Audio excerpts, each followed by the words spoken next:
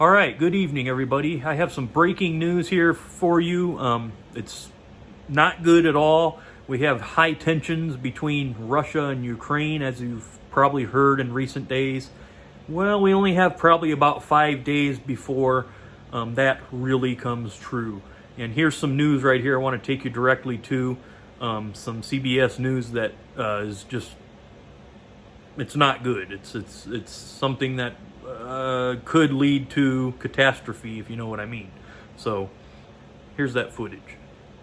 We're going to begin with ominous warnings from the Biden administration that Russia has the troops in place to possibly invade Ukraine at any time, and that American citizens should leave the country within the next 48 hours.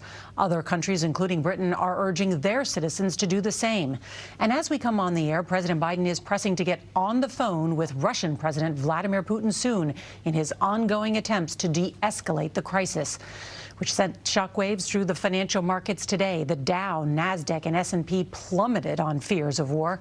Russia for months has been surrounding Ukraine with troops, saying it wants to enforce red lines to make sure that its former Soviet neighbor doesn't join the NATO alliance. Russia is now conducting massive military drills with neighboring Belarus. And also tonight, a brand new CBS News poll finds a slight majority of Americans would prefer the U.S. stay out of negotiations with Russia and Ukraine. Well, we have got every angle of this crisis covered. CBS's Imtiaz Tyab is at the front lines in Ukraine. We're going to begin with CBS's Nancy Cordes at the White House. Good evening, Nancy. Good evening, Nora. And tonight, CBS News has learned that the U.S. has picked up new intelligence indicating that Russian commanders have been told to be ready for a possible invasion by the 16th. That's just 5 days away. Americans living in Ukraine got a blunt warning today. There will be no U.S. rescue operation if they get trapped.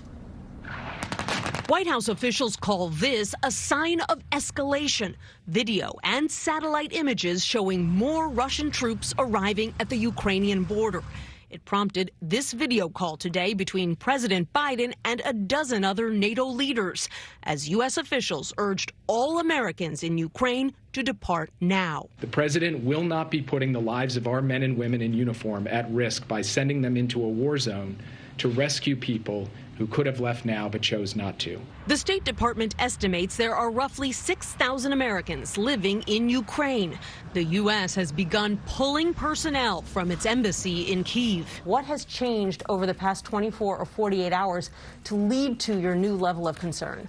I'm not going to get into intelligence information, but if you look at the disposition of forces in both Belarus and in Russia, the Russians are in a position to be able to mount a major military action in Ukraine any day now. A U.S. official tells CBS News Russia has now arrayed nearly 80% of the forces it needs to launch a full-scale invasion of Ukraine, with more troops en route.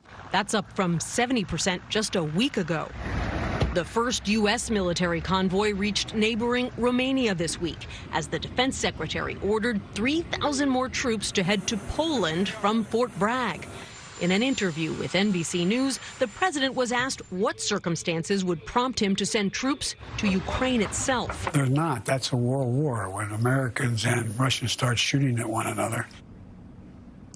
President Biden is slated to speak with Russian President Vladimir Putin again by phone tomorrow morning. White House officials tell us that Putin had wanted to wait until Monday, but the White House won out. Nora? Nancy Cordes at the White House, thank you.